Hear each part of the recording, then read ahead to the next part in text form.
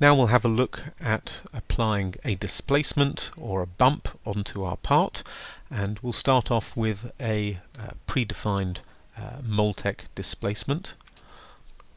So within KeyShot, let's say we wanted to add a Moltec displacement texture.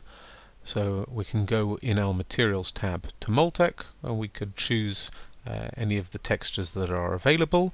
If we needed more textures or we're looking for something different, one could always go to the cloud library, the online resources, and download more. Now this is the Moltec texture. Let's double click on that and open the materials graph, take a look, see what's going on inside.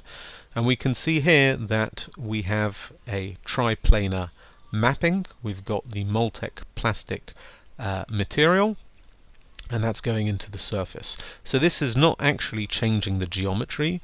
All this is doing is changing or is giving a surface representation.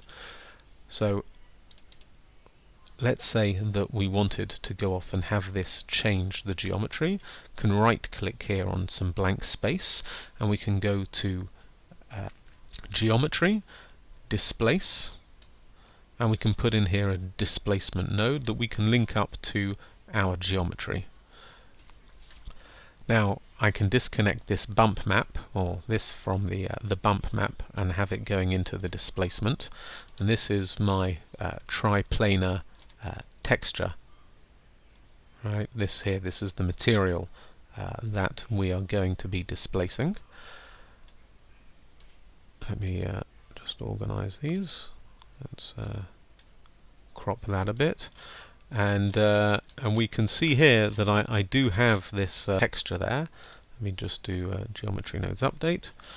Now what's happened is that I've gone and developed some crazy displacement.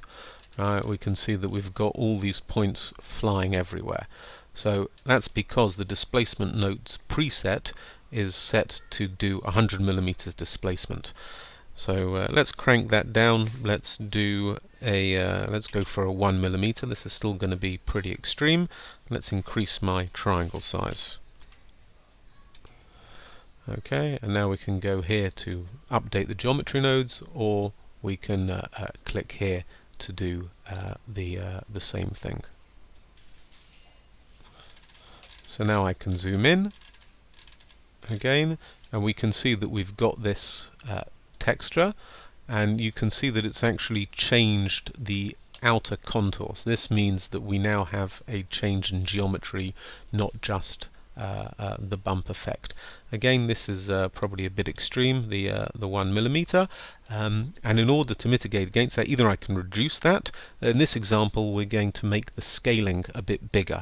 So we'll double click again on our texture, and we can go here to our width and height, and let's make this a little bit bigger. And again, we can go and update those geometry nodes. Okay, and now we can see we've got a bit better spacing between this particular texture. Now in this example, this is no longer really the actual Moltec, because it was the Moltec as it came in, but I'm just using this as an example to show you how to use these tools. And now this is something that we can export as changed geometry and send to print.